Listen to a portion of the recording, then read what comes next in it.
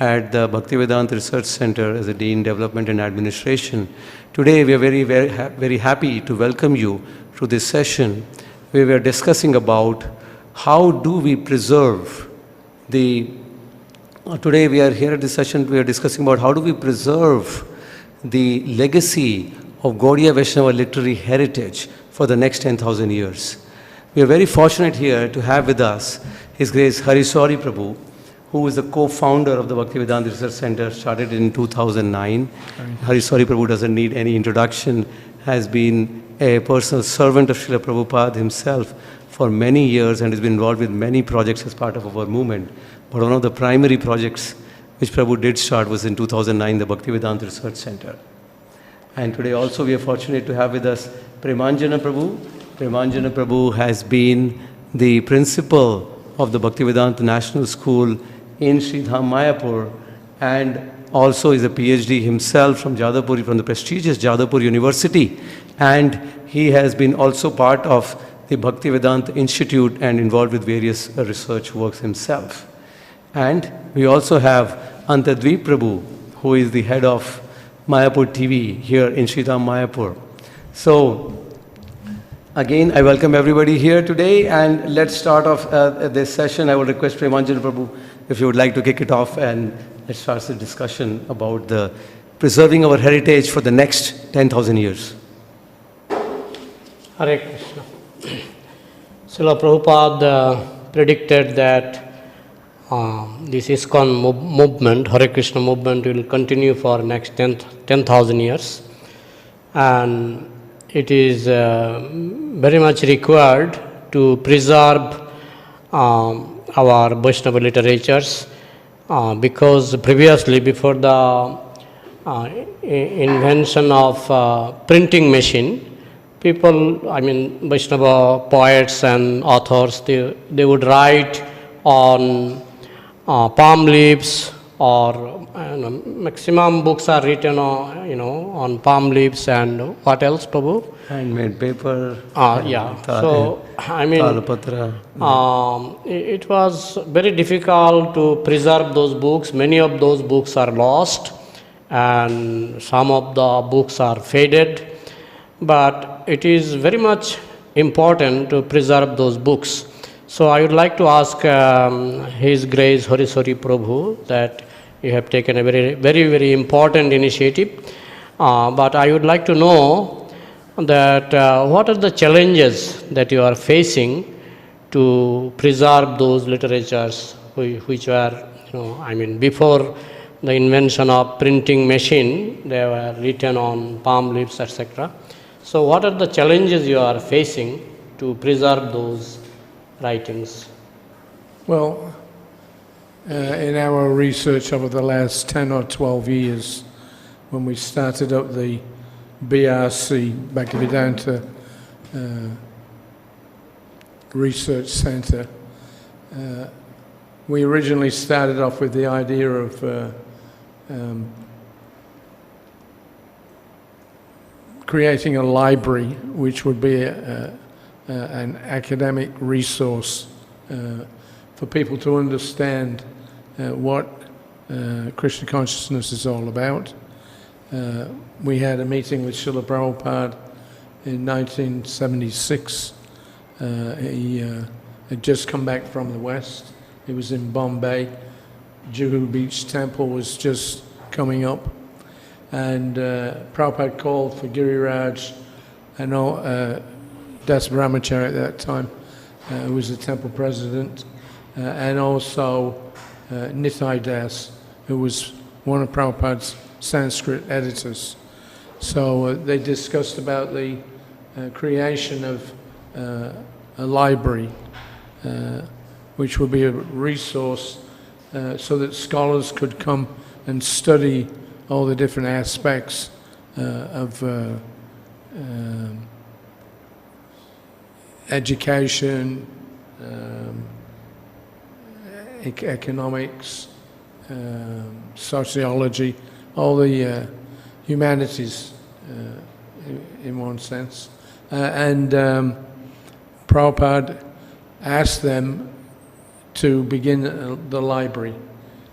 So he gave some brief instructions that it should be composed of all of his books. It should have all the works of the acharyas, that means the bona fide acharyas, and his idea, he said, was that scholars can come to Bombay, they can utilize the library, understand the philosophy, and become devotees. So he was himself aware of the need for a good educational system up to a high level. You see Prabhupada's writings right from the very beginning were aimed at the scholarly class of man.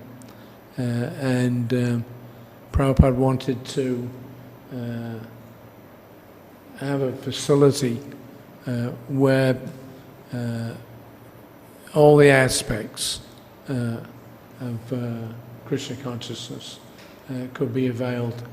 So they were a bit slow off the mark.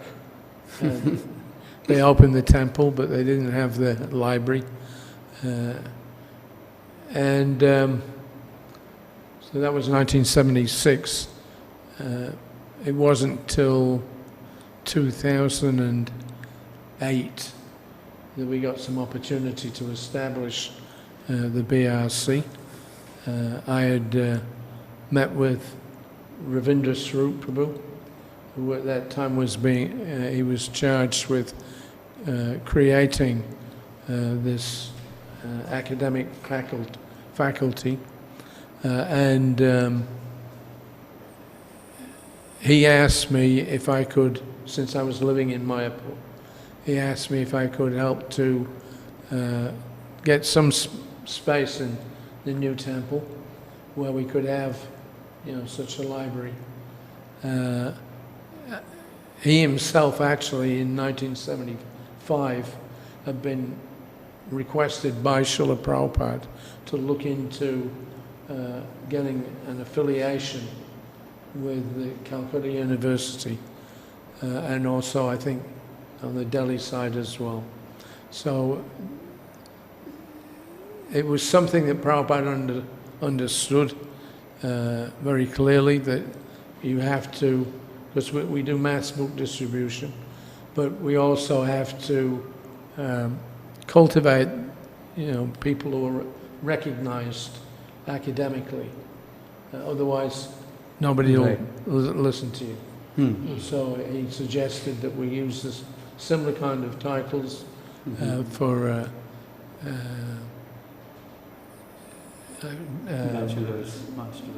bachelor's, masters. yeah, PhD. forgetting a Doctor of Divinity. That's Divinity, Doctor of Divinity. And so he looked into it. He asked me if I could find some space for it by higher arrangement. We got a 5-story building that had been donated to ISKCON. It wasn't being utilized. So with some help of the Mayapur Vrindavan Trust, the MVT, and also other sources, we began to convert this building into a first-class academic environment. So we opened officially in 2009. After a couple of years, I started to realize that we need to look into the sources of academic study in Calcutta initially, but then we wanted to spread afield and look and see what we could find in the local university libraries, in the regular public libraries, in private collections. So we did turn a lot of our resources into looking and seeing what was there in these various collections. And it's actually pretty staggering when you see the figures, something like 10 million Manuscripts across India. estimated in India. And the Indian government also, a few years back, they had set up National Manuscripts Mission, yeah. and we had some contact with them also. They were encouraging us. But one of the problems is that although they were successful in locating a lot of these works, unfortunately, they weren't nearly as efficient in preserving them, scanning them, etc. So we took it up as a bit of a challenge. Right. We wanted to see what was available, and huge amounts of material, mainly handwritten on tree bark, palm leaves. What else? Handmade paper. Handmade papers of different varieties. So we felt that the best way to preserve them it would be to do it electronically. You can get huge amounts of information without having all the Right. bulk. Yeah. So we got a first-class scanner, and just as an example of what we were looking at, there was an original library in one of the Gaudiya temples in Calcutta. The gentleman that was the custodian of that library, he had long since gone on his way. But no,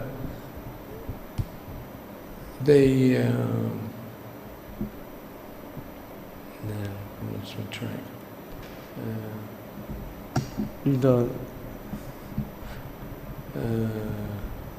You're talking about the one particular place you went, this particular gentleman who had a good collection of some kind. Yeah.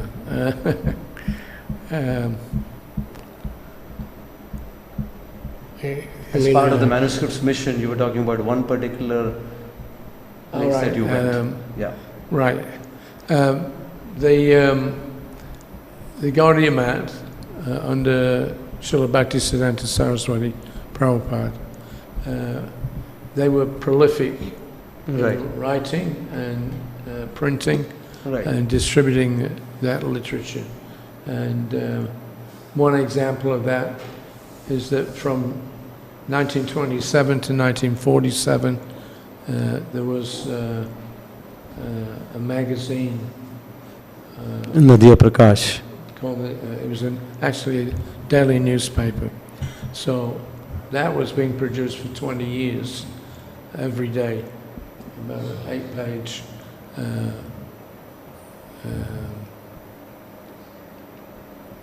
not pamphlets, it's like a short newspaper.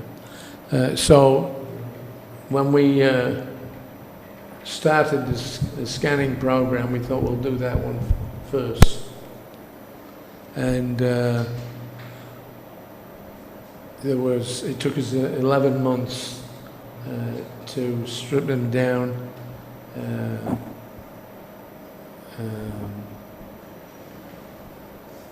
Yeah, we're showing on the screen there. Yeah. We scanned them. Debug them. There's a lot of damage from insects, etc. Right. So the Nadia Prakash, we ended up with 40,000 scanned images. Images. And likewise, we did, there was a whole collection, about 3,000 works, which we digitized. And Birnagar also. Birnagar also. Birnagar. In Birnagar, Yeah. you did some. Yeah. So anyway, the idea was that we could create a faculty where anybody could come, not just ISKCON devotees, but with the general public, scholars, students, etc. So over the years, last few years, we've been pushing that program, manuscript program. Unfortunately, of course, we don't have a lot of resources. We only have one team at the moment that's working on that. But it can be expanded again. We did visit a lot of public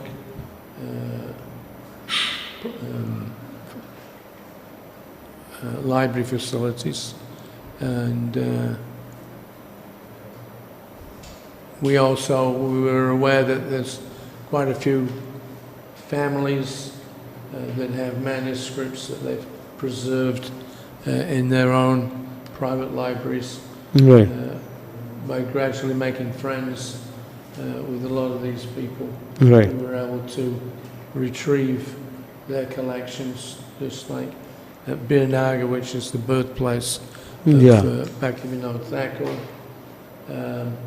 There was a couple of hundred, I think, manuscripts, and they were just sitting there. Nobody was doing anything, and literally they were rotting Right. in our hands. So when they saw the facilities that we'd created, they were very enthusiastic. They gave us access to their libraries, collections. We cleaned them up, we debugged them, and then we laminated all the original sheets. And then after putting new binding on, then we gave those, we had gotten our copies, and we give the originals back to the owners. So, You gave them back laminated to the owners? yes. Oh, so that... Once the whole Yeah. process of, well, indexing was the next big thing. That was something that we've still got to activate. But like with the Nadia Prakash, the 40,000 images that we have, or pages that we have, it's all written in Bengali. Right. We don't have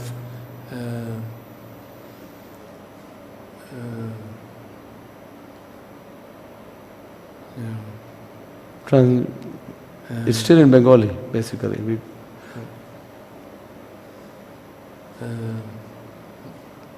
is the problem. You mean these books are not translated? They are basically not Right. translated yet. Indexing. They are not indexed, yes. They need Indexed, to be yes. indexed, because Yes. what's the use of having 40,000 Yes. pages of work that nobody can read?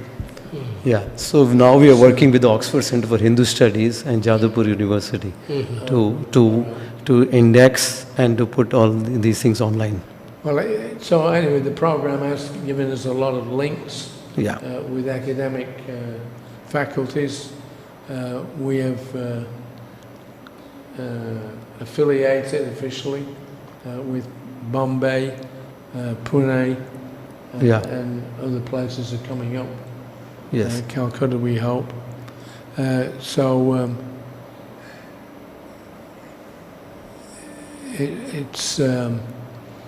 It's a beginning, Right. but you can understand from the amount of materials that there are, it's going to take a long time to get that all electronically scanned and to keep the originals in good shape and order.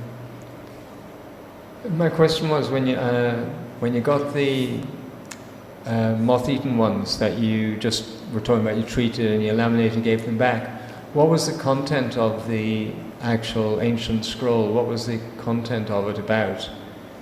Well, a lot of the stuff that we collected, I mean, there's millions of manuscripts, but not obviously very few of them by percentage. They're most of them are just like mundane materials. You're not just getting Gaudiya Vaishnav, Vaishnav literatures, but there's all, lots of mundane stuff, land documents, ownerships, legal stuff, important documents that will be preserved on the manuscripts. And we are showing here some of the Vaishnava manuscripts, Gaudiya Vaishnava manuscripts that we collected also. Right. Yeah. Well, I can't read that from here, Yeah. but anyway, we've been working hard. We've had a bit of a slowdown the last couple of years, but we're hoping that that'll be. But there were many Gaudiya Vaishnava manuscripts. For example, there were many copies of, let's say, Bhakti Rasamrita Sindhu, Ujjwal Nilamani, here it's saying Alankar Kaustubh, Laghu Bhagavatamrita. Many different versions of manuscripts of these Gaudiya Vaishnava books have been collected, and they were then utilized by various scholars.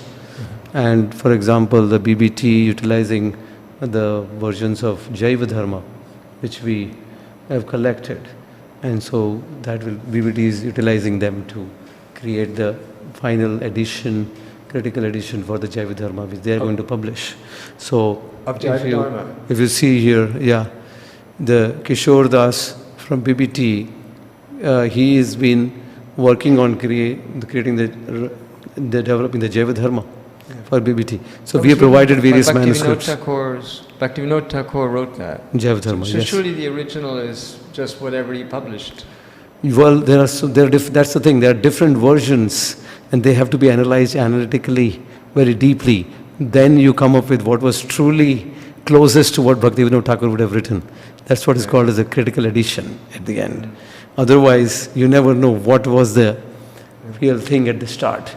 So that's why if you can see here, we are saying that how various, we have given him various editions, Jaiva Dharma editions, many different editions of Jaiva Dharma were provided by BRC to them, which will help them analyze them and then come up with the final version. Same thing with the Hari Bhakti Vilas. Hari Bhakti Vilas currently doesn't have a proper critical edition. So one of the professors, Dr. Mansbro in Finland, Bhragupad Prabhu, he's been studying over 100 plus editions of manuscripts of Hari Bhakti Vilas to come up with 100 different versions. He's analyzing, critically researching them. He's a professor in Finland to finally come up with the critical edition for Hari Bhakti Vilas. And BRC actually has been helping him also to get manuscripts of Hari Bhakti Vilas. Those manuscripts would have been copied by hand or printed? Copied by hand, Copied many by of hand. them.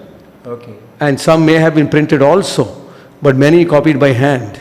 So we worked with Asiatic Society of Bengal. I'll show you here this. We worked with the Bhaktivedanta Research Center, essentially worked with the Asiatic Society in Kolkata to get specific manuscripts of Hari Bhakti Vilas, which Dr. Mansbro wanted in Finland to be able to do this work. And here is that specific, here is thanking BRC, and here is a specific manuscript which we got for him. So now you're seeing the connection between what Hariswari Prabhu started more than 12 years ago with a team of people going to the remote villages, collecting various different manuscripts, and now that goes into the hands of all of these researchers and scholars and all of them, including the Bhaktivedanta Book Trust, to come up with the right edition of these very important books of the Parampara. That's what we are referring to, that this work of collecting and preserving and then connecting it to the academia, to the latest and greatest researchers today, the top universities today, fills this gap so that these books are now there for a long time to come, to be regarded as serious works which have been thoroughly, deeply studied, researched, and we can stand the test of time and stand the test of questions by scholars about how did you, come up with these. Like even Prabhupada said, I'm only repeating the words of my spiritual master. So we have to go back to what Prabhupada is referring to and make sure that those books are being, researched and studied, and we come up with the right versions of them. So that's how the whole thing connects at the BRC, collecting and preserving all these manuscripts, and then connecting with the universities and the scholars to do the deep research, and the PhDs and the masters, etc., which Prabhupada wanted all over the world, or also especially in Mayapur University. Yeah, Makes sense. one part of the project will be to create a faculty for studying, especially the Srimad Bhagavatam, 5th canto, Yes. Vedic cosmology. Yeah. So that's another aspect of what the BRC is doing. Will be when it's ready to receive them. The Temple of the Vedic Planetarium will have some facility there for scholars and students to come and see the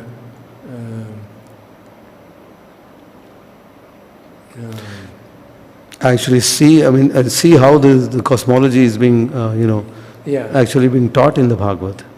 Deeply. Yes, we're going to have a whole series of exhibits, Right. dolls, dioramas, multimedia, that will kind of help to bring the project to life. But it's not just like a tourist attraction. We want it to be a working Right. facility. Right. Sometimes you see in the West they have some public viewing Yeah. the work that they're doing. So they got, say like archaeology. So they get a few items. Right. They're working on that. The public can go around, watch them doing their work. With our facility, we would like to provide some kind of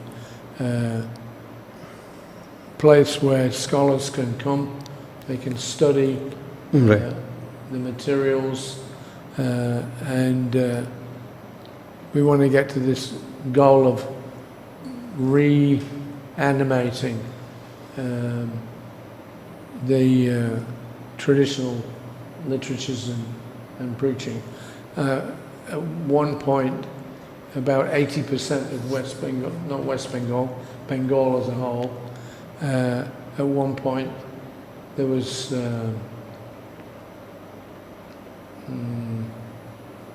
about 80% of the culture of Bengal was Gaudiya Vaishnava. Gaudiya Vaishnavas. Yeah. So, because in the last couple of hundred years, there's been a few Western-based scholars. They came here and did a lot of mischief Right. in wrongly translating the literatures, in changing the whole culture from what was as Gaudiya Vaishnava to, we can say, Christian, although they're not the only ones, but a Christian orientation. Things like about 150 years ago, the educational system in Bengal was overtaken by the Western scholars.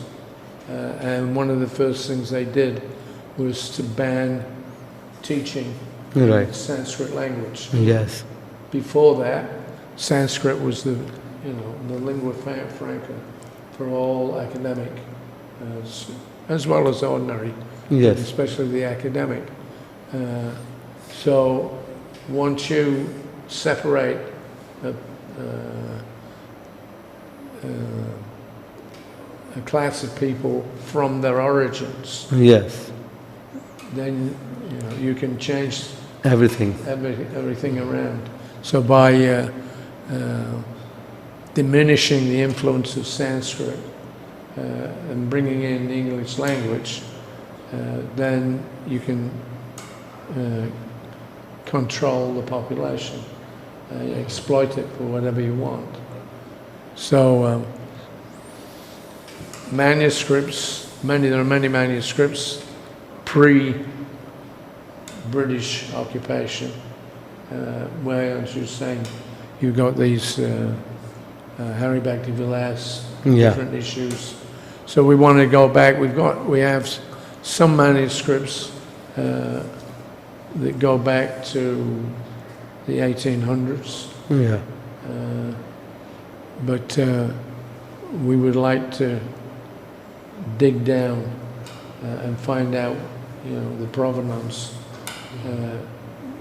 what's in these literatures, where they came from, like that. Yeah. Absolutely. Did you ever come up with any scripture that nobody had actually,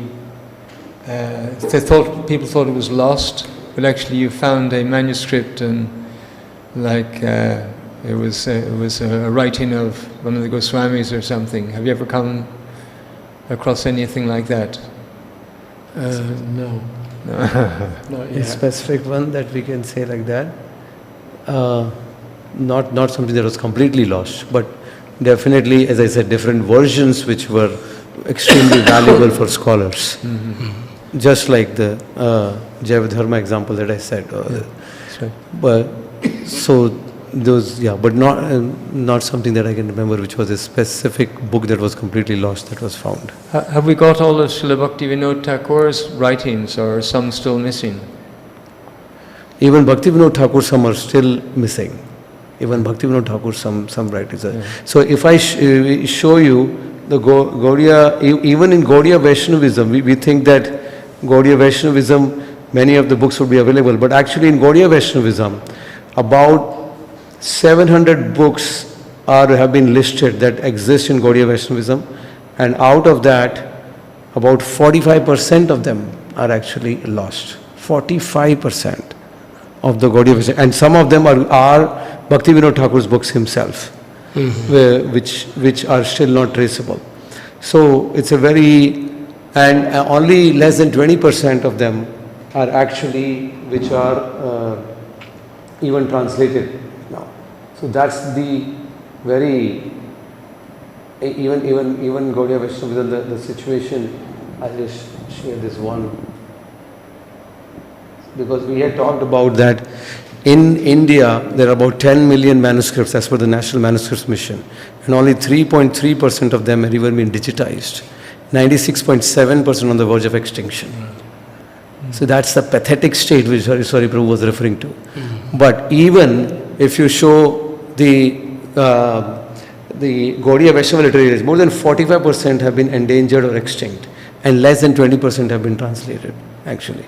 And this includes many of Bhaktivinoda Thakur's books, which are they still are extinct or not been translated. So you can see this. We have tracked these. So about 316 out of the known 700 books are lost, never printed or out of print. 238 have been discovered, but only available in Bengali, and 142, which we call as green, are available in English, which is less than 20%. So we are tracking all of this, all that. So there is so much to be done in terms of just, first of all, preserving and then making it available to the world. Imagine just 1 out of 5 is available. and close to half have been lost. So the amount of work that needs to be done to first just collect and preserve these things is enormous. Yeah. Then we talk about how do we, actually deeply research them and study them. And so this is what Prabhupada's books stand on. And Prabhupada, if we have to establish that, the authority of Prabhupada's books for a long, long time to come, we have to also be researching and studying these books. That's what we hear from all the, the current senior leaders also. So that work, a lot has to be done in that area to actually collect, preserve, and study these books, which are the basis of the Gaudiya Vaishnava literary heritage. That's where I think BRC, as a temple of scriptures or as a Shastra Mandir, is dedicated to do this worship of the scriptures. And we are calling out to all the devotees and to the society at large, actually, to come forward so that we can do whatever, because they are dying right in front of our eyes, frankly. I don't think anybody else is doing this work. Nobody else is doing it. And it just means that in another 10 years, if you weren't doing it, we'd have even less. Much less. In fact, I was talking to Shaunak Rishi Prabhu, who is the founder of the Oxford Center for Hindu Studies, and he said within 10 years, most of these manuscripts will be gone. And he has a lot of experience in this area, within 10 years.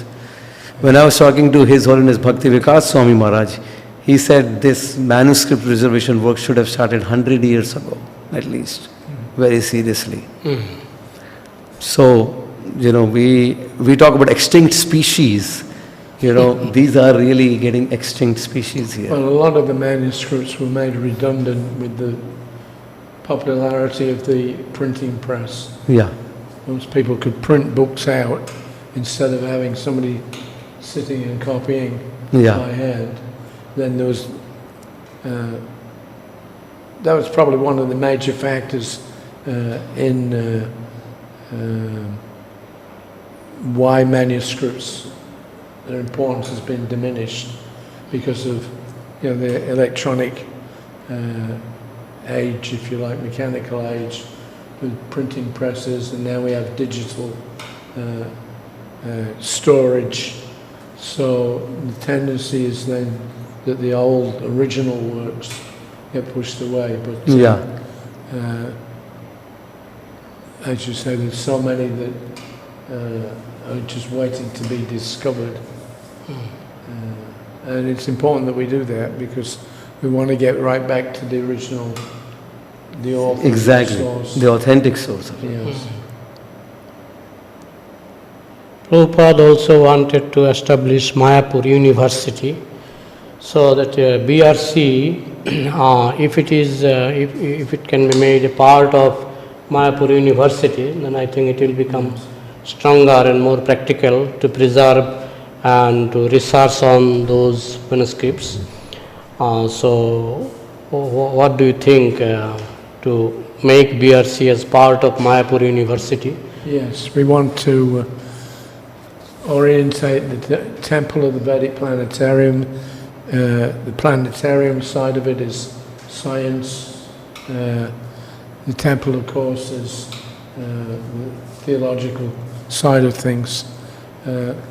So we have actually the Mayapur management have made available about 26 acres of land in Mayapur for building this, like a Mayapur university. So that's definitely on the cards, but costs a lot of money. We were referring to this letter by Ambarish Prabhu in that regard. He was saying, quoting Prabhupada also, that the Temple of Vedic Planetarium and the Mayapur University are really the core of the Mayapur project. Well, right? Also, if you look at the history of a lot of libraries in India and other places, they flourished once they got the backing and support of either the government or previously there were Maharajas, they had the kingdoms and whatever. So if there was once they got officially connected, then there would be plenty of money coming in to develop the whole educational system, wherever it may be. So we want to somehow or another attract the government, even just wealthy patrons like Alfred Brushford, Amarish Prabhu, he's involved, and many others. We want to provide the facilities for people to come in. As Prabhupada said, let the learned scholars come and study it and become devotees. So that's one of our main aims. So do you think that these Vaishnava literatures, can be introduced to government colleges and government universities for subject of research work, so that also with the help of government universities and colleges, many students can get PhD on researching on this Vaishnava heritage, Vaishnava literatures. Yes. Prabhupada was not so much fond of formal education, but what do you think? Do you think the need to introduce our Vaishnava literatures to be accepted by government universities and colleges, so that students can get some PhD degree like? Yes. Well, this is the next major step in developing the BRC. We've got at least a physical construction. Right now we have a small building. Later on we'll probably move that to Mayapur University. But we want to have a proper faculty dedicated to this study of different aspects of Varnashram, give people a chance to see how the Varnashram system permeated the whole human culture, and show people how to utilize that knowledge to bring back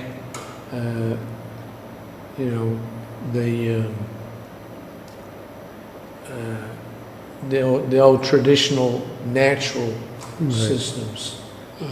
One of the big problems with human civilization right now, as it's just coming out, is the misuse of natural resources based on greed, based on an atheistic view of nature.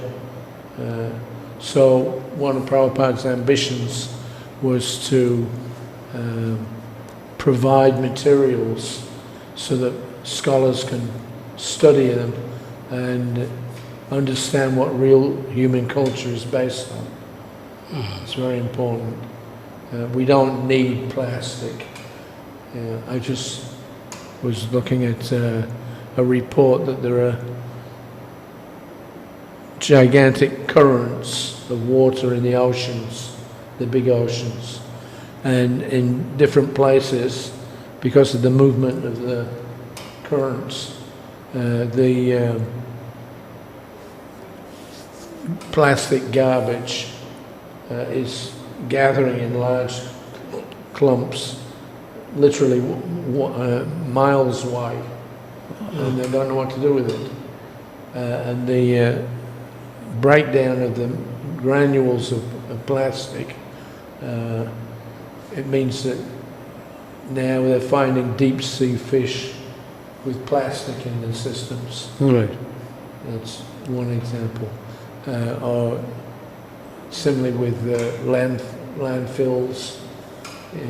So the damage that's been caused by moving away from natural systems of management of the earth. If we can produce some credible alternatives and develop, a new, or rather, a revived edition of the Varnashram system. So that's one thing that people can come to the university and study. Right. Social systems, social structures, and what's needed to bring us back to a system which, self-replicates. Nature is already doing that. We've interfered with it and then spoiled the whole lot. But people, even if they recognize that the damage that's there, they don't know what the alternative is. They don't know what to redirect their energies and resources towards. So that's like one aspect that we would like to encourage people to study and implement. Yeah. So this is definitely, I think the idea is that, but we have the idea that Prabhupada was not in favor of formal education. We see here that Prabhupada is specifically calling out in many cases actually here. If I share here, you will see this screen how Prabhupada is specifically calling out. If you that can show the screen. So here you can see, or maybe we can even play this. Is saying that how we need to be able to we can Theological union. cannot be heard right now, but we can see when the devotees are saying that we can get a degree recognized with the state of California. Prabhupada said, yes, that I won't do it. We want to give degrees, at least BA, MA and PhD, according to the advancement of knowledge. And Prabhupada was wanting to affiliate also with Graduate Theological Union, Berkeley, as you can see here. So this is, and he is also talking about Mayapur University, and not just affiliate to university in Mayapur, but to affiliate temples across the world to the universities nearby. So there was this idea, Prabhupada had already mentioned long time back, that we need to connect with the universities. And here Prabhupada's letter to Giriraj in July 10, 1969, where he is writing to Giriraj Das at that time that you should take your postgraduate studies in divinity by comparative study and make a thorough study of all theological schools. So as Hariswari Prabhu is pointing out, that the idea was there from the start that some people, not all people, but some people would take up this study, wanted this study to be happening in the academia also. And it could be covering different fields, theology, philosophy, but also environment, as he is pointing out, or it could be management, ethics, leadership, relationships, etc. All of this based on Vedic wisdom could be studied not just in the temple, but also in the academia. So once that gets established, academia is what people are really respecting in the world today in terms of education. So that also should be there. And Prabhupada is as early as 1969 instructing some, devotees to do that. So this is the second part of BRC, as Hariswari Prabhu pointed out, collecting and preserving the scriptures, but then researching and teaching these things in the academia. So right now we are having PhD programs and master's programs, because we are officially affiliated as a research center to Mumbai University, then to Pune University, and we also have branches in Kolkata, Jagannath Puri, Vrindavan. So we'll be affiliating to more universities. But right now there are very handful, hardly any, there are centers across the world, frankly, which are currently affiliated to universities, because Prabhupada wanted that. So there's a desire which has been left unfulfilled. So doing that and then doing research projects with the research scholars. About 20 research projects are currently going on in the Bhaktivedanta Research Center, including with the Oxford Center for Hindu Studies, which is the #1 such institute in the world.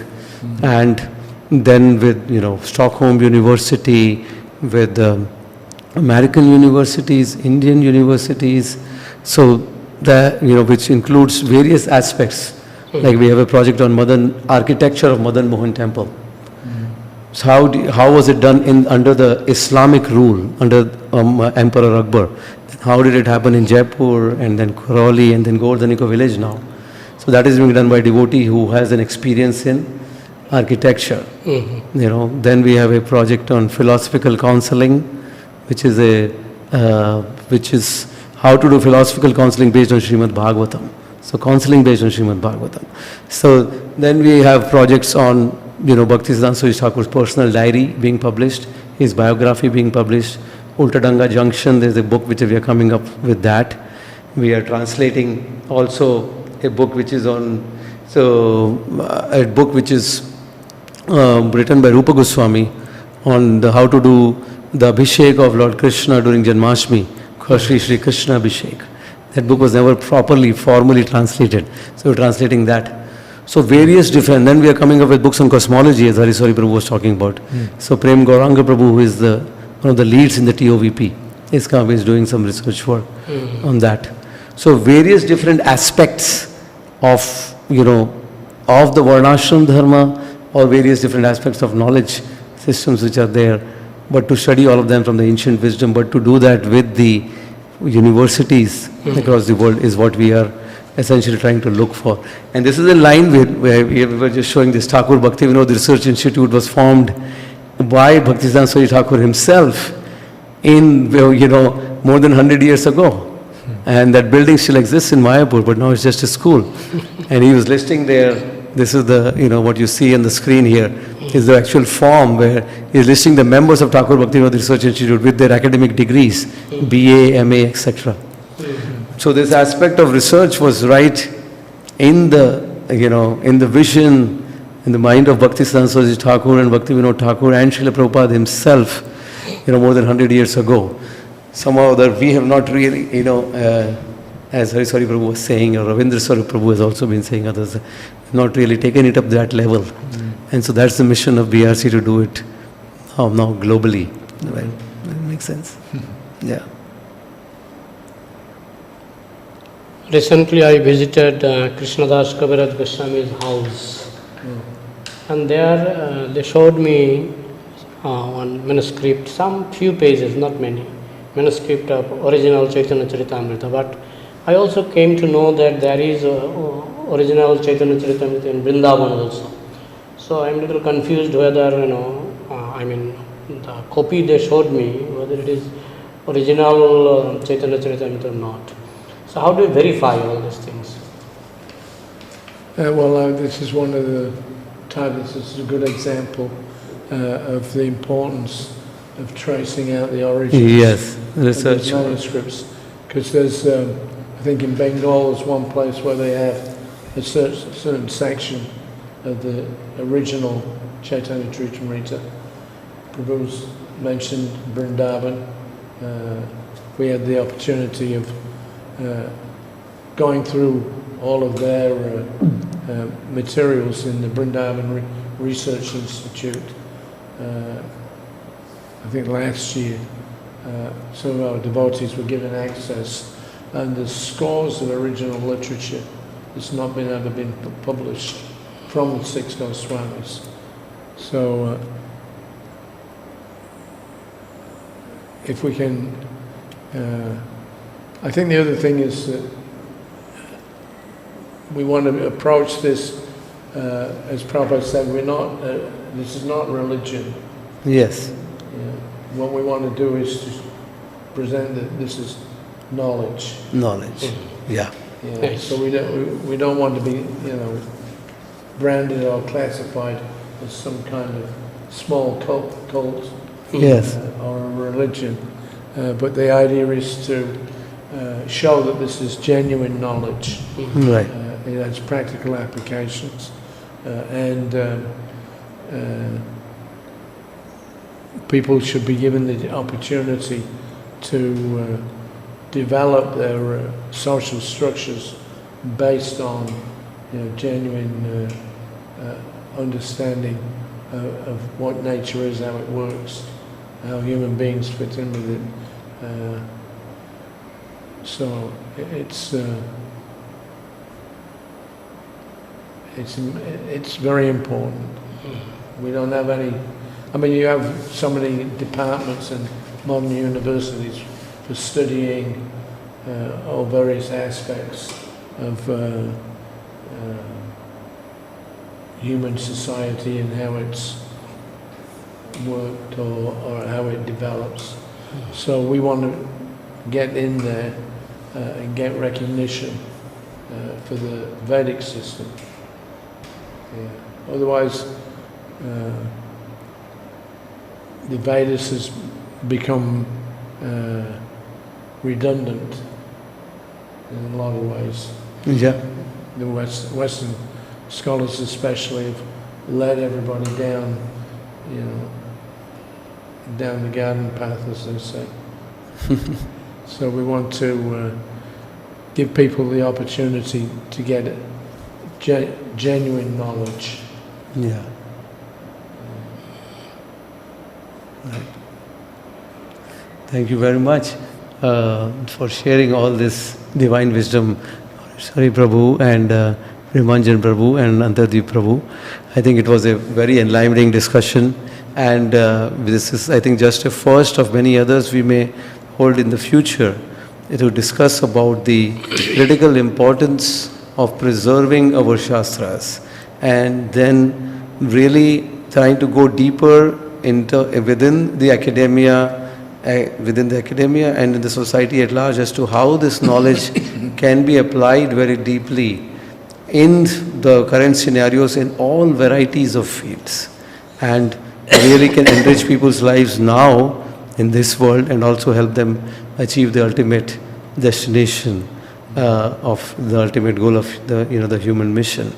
All of this is available in the knowledge, and really the purpose of this discussion and the purpose of the Bhaktivedanta Research Center itself is to really have an institute that can deeply focus on this one aspect of collecting, preserving, and then researching and teaching this in the latest and greatest ways within the temples and in the worldwide academia. So we look forward to more of these things to share with the people, and very grateful to everybody for joining us here today. Thank you very much. Hare Krishna. Hare Krishna.